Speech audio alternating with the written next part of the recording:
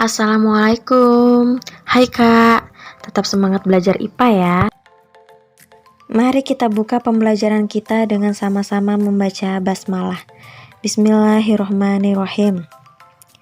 By the way, tanggal 15 kalian sudah mulai melaksanakan tryout. Jadi nanti di akhir Ustazah akan menyelipkan contoh soal untuk tryout. Nah, apabila kalian menemukan kesulitan, silakan hubungi Ustazah ya. Dan untuk hari ini kita akan membahas tentang bioteknologi dan penerapannya dalam kehidupan kita. Bioteknologi sendiri dibagi menjadi beberapa bagian yang seperti tertera di peta konsep berikut. Nanti akan kita bahas satu persatu. Berbicara mengenai bioteknologi, bioteknologi itu sendiri adalah penggunaan organisme atau bagian dari organisme tertentu untuk membuat suatu produk atau jasa sehingga dapat mensejahterakan manusia. Nah, bioteknologi ini dibagi lagi menjadi dua macam, yaitu konvensional dan modern. Bioteknologi konvensional itu sendiri memanfaatkan secara langsung mikroorganisme, baik itu bakteri ataupun jamur, untuk menghasilkan sebuah produk atau jasa. Dan tidak lupa, dalam bioteknologi konvensional itu melibatkan proses fermentasi. Sedangkan bioteknologi modern itu dilakukan berdasarkan penelitian ilmiah dengan alat modern dan disertai dengan rekayasa oleh manusia. Nah, proses rekayasa ini disebut dengan rekayasa genetika. Rekayasa genetika itu mengotak-atik asam nukleat, DNA atau RNA. Jangan lupa, DNA atau RNA itu sudah kita pelajari di semester 1. Seperti yang di awal Ustazah sampaikan bahwa bioteknologi itu dimanfaatkan dalam berbagai macam bidang. Salah satu contohnya adalah bidang produksi pangan. Sesuai namanya dong, apabila bergerak di bidang produksi pangan otomatis akan menghasilkan bahan makanan yang nanti akan dibantu oleh mikroorganisme. Yang pertama yang akan kita bahas adalah tempe. Siapa sih yang nggak tahu tempe? Kita semua tahu bahwa tempe merupakan makanan khas Indonesia yang dibuat dari biji kedelai. Kayak gimana sih proses pembuatan tempe itu sendiri? Mungkin sebagian dari kalian sudah tahu bahwa tempe itu menggunakan teknik fermentasi, di mana fermentasi ini dibantu oleh jamur Rhizopus oryzae dan Rhizopus oligosporus pada biji kedelai. Pada proses pertumbuhannya, jamur akan menghasilkan benang-benang yang disebut hifa. Benang-benang ini akan mengakibatkan biji-biji kedelai saling terikat dan membentuk struktur yang kompak. Berikutnya ada roti. Nah, dalam pembuatan roti itu memanfaatkan peristiwa fermentasi dari bakteri Saccharomyces cerevisiae. Fermentasi dari bakteri ini akan menghasilkan banyak gas karbon dioksida dan sedikit alkohol. Kenapa sih roti itu bisa ngembang? Itu karena adanya gas karbon dioksida itu sendiri, dan bau khas atau wangi khas dari roti itu dari alkohol yang dihasilkan oleh bakteri tadi gitu. Lalu ada juga tape ketan. Ustazah yakin kalian semua pasti udah pernah coba dong yang namanya tape ketan. Nah, tape ketan ini difermentasi dengan bantuan bakteri yang sama seperti bakteri yang ada di roti, yaitu Saccharomyces cerevisiae. Nah, semakin lama tape ketan ini difermentasi, rasanya akan semakin manis, cenderung sedikit pahit. Apalagi ketika tape ketan ini dikonsumsi ketika hujan. Nah, rasanya akan semakin manis dan hangat di tenggorokan karena memang kandungan alkoholnya itu sangat tinggi. Kalau tadi tape dan roti itu menggunakan bakteri yang sama dalam proses fermentasinya, kali ini di yogurt itu pada proses fermentasinya dibantu oleh bakteri Lactobacillus dan Streptococcus. Tahap awal pembuatan yogurt adalah pasteurisasi susu. Selanjutnya susu dibiarkan dingin pada suhu kamar, kemudian penambahan bakteri Lactobacillus dan Streptococcus dengan komposisi yang sesuai. Kemudian campuran susu dan bakteri tersebut diinkubasi dan terbentuklah yogurt. Yogurt berasa asam, untuk menambah cita rasa biasanya ditambah aroma buah-buahan. Yang perlu kakak-kakak ketahui adalah apabila dibandingkan dengan susu biasa, yogurt itu dapat memberikan efek pengobatan terhadap lambung dan usus yang terluka. Selain itu, yogurt juga dapat menurunkan kadar kolesterol dalam darah. Nata de coco. Nata merupakan hasil sintesis gula yang dilakukan oleh bakteri Acetobacter psyllinum. Bakteri ini dalam medium cair akan membentuk lapisan dengan ketebalan beberapa sentimeter, dan bakteri itu terjebak dalam lapisan tersebut. Lapisan ini nih yang dinamakan dengan nata. Oleh karena medium cair yang biasa digunakan adalah air kelapa, nata dinamakan nata de coco. Kemudian ada kecap. Kecap itu merupakan hasil dari produk teknologi yang sangat banyak membantu ibu-ibu di rumah dalam hal masak-memasak, dimana secara tradisional proses pembuatan kecap itu melibatkan proses hidrolisis dan fermentasi yang menggunakan jamur Aspergillus oryzae, Aspergillus sojae, dan Aspergillus wenti. Tapi di Jepang nih, proses fermentasi dalam pembuatan kecap sendiri juga melibatkan bakteri Saccharomyces cerevisiae dan spesies Lactobacillus untuk menghasilkan aroma yang khas. Mikroorganisme yang berperan penting dalam mengubah bahan pangan itu ada banyak sekali sebenarnya, tapi di sini Ustazah akan menyebutkan 2 atau 3 contoh. Yang pertama, untuk membuat tapai dari singkong ataupun ketan, kemudian untuk membuat kue roti atau bir dari gandum itu melibatkan atau mikroorganisme yang berperan adalah Saccharomyces cerevisiae. Kemudian untuk membuat nata de coco itu melibatkan mikroorganisme Acetobacter psyllinum. Kemudian kalau semisal kita mau membuat yogurt, mentega, atau keju, itu menggunakan beberapa macam bakteri seperti Lactobacillus, Streptococcus, Penicillium requifoli, kemudian Streptococcus diacetylitis, dan sebagainya. Lalu mikroprotein. Mikroprotein ini sendiri merupakan produk makanan yang berasal dari miselium jamur untuk membuat makanan ringan. Kemudian ada protein sel tunggal, adalah senyawa protein yang berasal dari makhluk hidup bersel satu. Istilah protein sel tunggal ini sendiri digunakan untuk menyatukan protein mikroba yang membedakan dengan protein yang berasal dari hewan dan tumbuhan. Kalau tadi kita sudah membahas banyak sekali contoh bioteknologi yang dihasilkan dari bidang pangan, kali ini kita akan membahas beberapa contoh bioteknologi dari bidang pertanian. Yang pertama ada kultur jaringan. Yang sebenarnya kultur jaringan ini udah pernah kita bahas ya di semester 1. Akan Ustazah ulang lagi sedikit. Kultur jaringan ini merupakan suatu proses pertumbuhan jaringan pada medium yang bernutrisi dilakukan secara bebas hama berdasarkan prinsip totipotensi. Nah, totipotensi ini sendiri itu merupakan kemampuan setiap sel untuk berkembang menjadi suatu individu yang lengkap melalui proses regenerasi. Kultur jaringan ini sendiri seperti yang sebelumnya udah kita pelajari dilakukan melalui menanam potongan jaringan seperti daun, pucuk, batang, hipokotil, dan akar dalam medium. Selain itu ada juga yang namanya hidroponik, di mana cara ini merupakan bercocok tanam tanpa menggunakan tanah sebagai medium menanam tanaman. Nah, sebagai gantinya bisa juga nih dengan menggunakan media air ataupun pasir. Untuk keuntungannya sendiri, menanam dengan teknik hidroponik itu bisa ditanam dalam lahan yang sempit, kemudian hama dan penyakit juga dapat dihindari, pupuk juga digunakan secara efisien, dan beberapa jenis tanaman bisa dibudidayakan di luar musimnya sendiri. Bagus kan? Lebih efisien dan mudah. Selanjutnya ada aeroponik. Nah, aeroponik ini merupakan modifikasi dari hidroponik. Kalau hidroponik itu masih menggunakan media tanam berupa air ataupun pasir, di aeroponik ini sama sekali tidak menggunakan media apapun. Akar tanaman itu diletakkan atau dibiarkan menggantung dalam sebuah wadah yang dijaga kelembapannya. Nah, terus nutrisinya dari mana? Nah, nutrisinya sendiri itu didapat dari nutrisi makanan yang disemprotkan ke bagian akar tanaman. Yang terakhir ada pembentukan tumbuhan yang tahan hama. Nah, gimana nih caranya? Itu bisa dengan berbagai macam cara, salah satunya rekayasa genetika, yaitu rekombinasi gen dan kultur sel. Nah, tanaman mana aja sih yang bisa dikultur?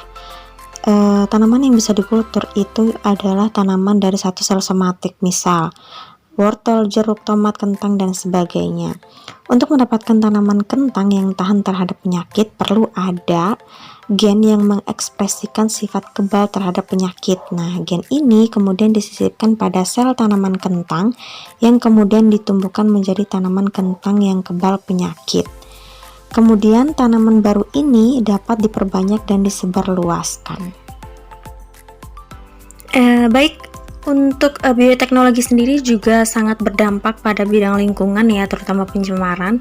Nah, di Bali sendiri itu termasuk daerah yang sangat membatasi penggunaan plastik dalam kehidupan sehari-hari karena memang plastik merupakan salah satu sampah yang sangat sulit diuraikan. Untuk itu, dalam bioteknologi memanfaatkan spesies Clasdoporium resinae yang merupakan ulat yang mampu menguraikan plastik berbahan dasar polistirena. Nah, dari spesies ini diharapkan mampu diaplikasikan dalam penanggulangan sampah yang dapat membahayakan lingkungan ekosistem alam ini. Kemudian, tumpahan minyak di penambangan area laut juga menjadi alasan pencemaran atau terganggunya keberlangsungan hidup ekosistem yang ada di laut. Untuk itu, para ilmuwan itu memanfaatkan bakteri dari genus Pseudomonas untuk membersihkan tumpahan minyak. Nah, bakteri ini mampu memanfaatkan minyak sebagai sumber energinya dengan cara memecah molekul minyak menjadi karbon dioksida. Pemanfaatan bakteri ini untuk mendegradasi atau menguraikan polutan yang mencemari lingkungan itu disebut dengan bioremediasi. Selain menggunakan bakteri, juga kita bisa menggunakan cara tertentu dengan menggunakan tanaman. Kita bisa menanam tanaman seperti eceng gondok dan bunga matahari. Nah, teknik ini itu disebut dengan fitoremediasi. Peran bioteknologi pada bidang peternakan yaitu dengan dikembangkannya hewan transgenik dengan teknik rekayasa genetik. Nah, teknik rekayasa genetik ini digunakan untuk keperluan misalnya nih meningkatkan produksi susu. Selain itu juga dapat dilakukan pada hewan ternak agar bisa tahan terhadap penyakit, misal pengembangan sapi transgenik yang tahan terhadap penyakit mastitis, di mana penyakit ini terjadi pembengkakan pada kelenjar susu yang disebabkan oleh infeksi bakteri Staphylococcus aureus. Kakak-kakak, forensik itu aplikasi teknik-teknik dan metode ilmiah yang digunakan untuk menginvestigasi suatu kejahatan atau tindak kriminal. Kita sering banget nih ketemu kata forensik ketika ada kasus pembunuhan, pelecehan, atau kasus-kasus kekerasan yang lainnya. Nah, kalau dulu nih, untuk mencari atau menginvestigasi siapa sih sebenarnya pelaku suatu tindak kejahatan itu dengan menggunakan tes sidik jari doang, sekarang dengan berkembangnya bioteknologi telah ditemukan teknik investigasi yang lebih bagus dan akurat, yaitu teknik DNA fingerprint atau sidik DNA. Bioteknologi di bidang teknologi reproduksi dikembangkan dengan tujuan untuk menghasilkan keturunan yang bersifat unggul. Nah, salah satu caranya itu merupakan cloning. Cloning ini sendiri adalah cara memperoleh individu baru yang memiliki sifat mirip sekali dengan induknya. Kalau berbicara tentang cloning, kalian pasti pernah dengar yang namanya domba doli, di mana domba doli ini salah satu produk atau hasil produk dari teknik cloning itu sendiri. Cloning ini dilakukan dengan mengambil inti sel tubuh atau somatik dari induk hewan dengan memasukkan inti sel tersebut ke dalam sel telur yang telah dibuang intinya. Nah, sel telur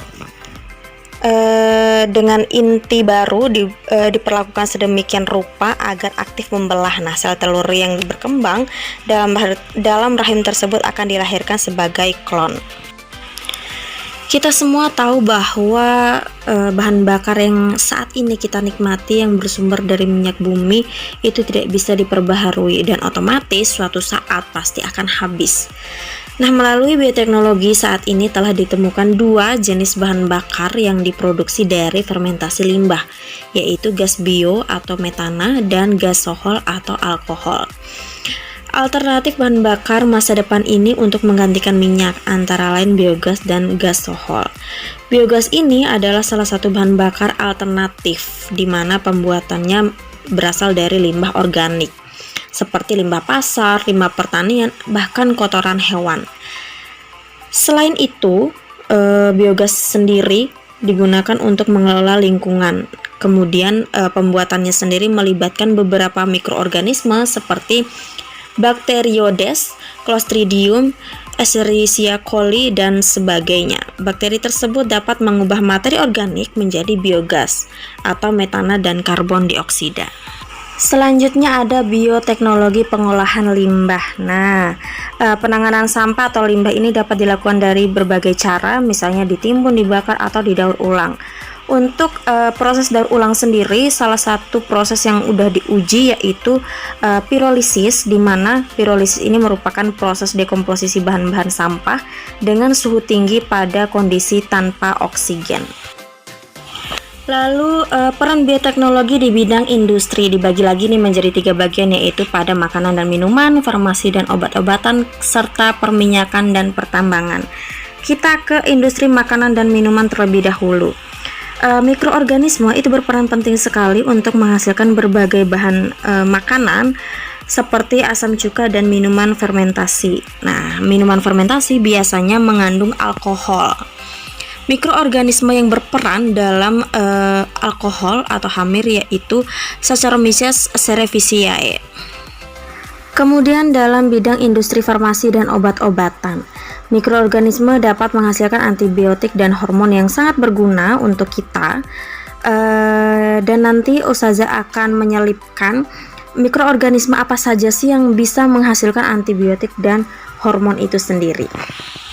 Sedangkan pada bidang perminyakan dan pertambangan, mikroorganisme itu berperan dalam pembentukan minyak, eksplorasi minyak, dan pembersihan ceceran minyak. Selain itu, beberapa jenis bakteri itu bisa sangat bisa dimanfaatkan dalam pemisahan logam dari bijinya. Contohnya Thiobacillus ferrooxidans. Bakteri ini tumbuh dalam lingkungan yang asam seperti tempat pertambangan dan mampu memisahkan tembaga-tembaga dari bijinya melalui reaksi-reaksi kimia.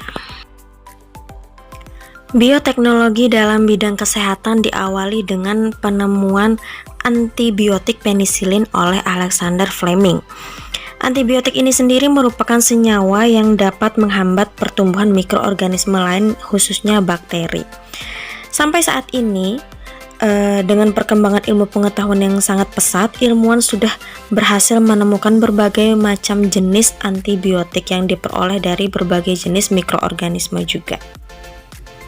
Kemudian ada juga pembuatan hormon.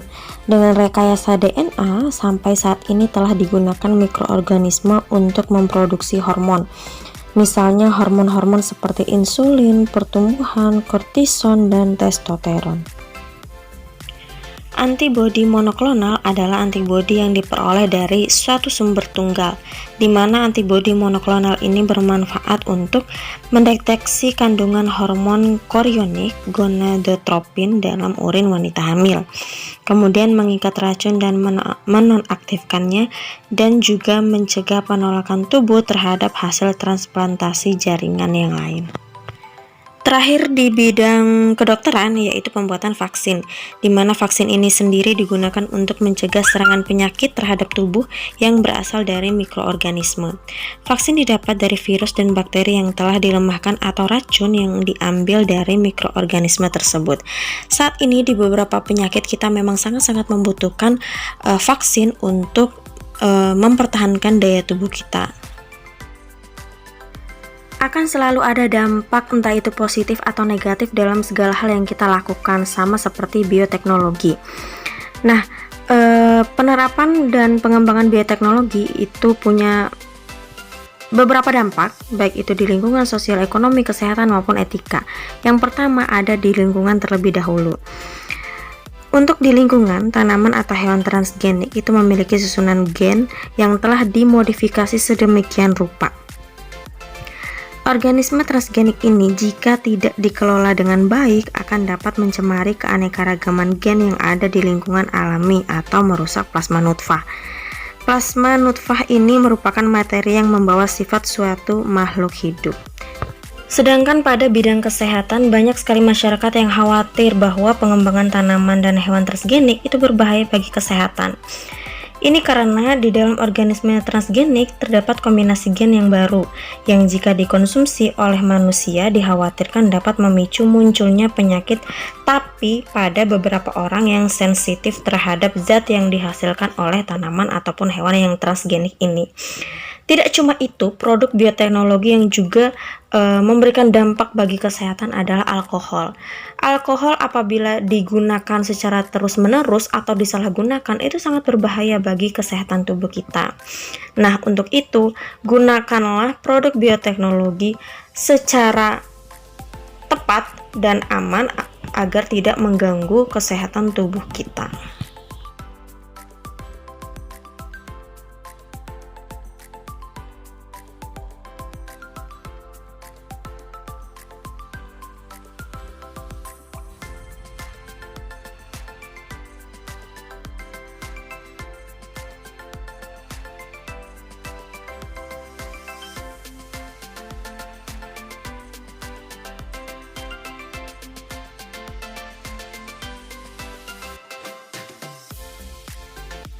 Oke, pembelajaran kita sudah selesai. Ustazah harap materi yang sudah Ustazah sampaikan itu bisa dimengerti dan dipahami, apalagi lebih bagus kalau bisa diaplikasikan dalam kehidupan sehari-hari. Kita akhiri pembelajaran kita dengan sama-sama membaca hamdalah. Alhamdulillahirabbil alamin. Wassalamualaikum warahmatullahi wabarakatuh. Sampai ketemu di pembelajaran selanjutnya.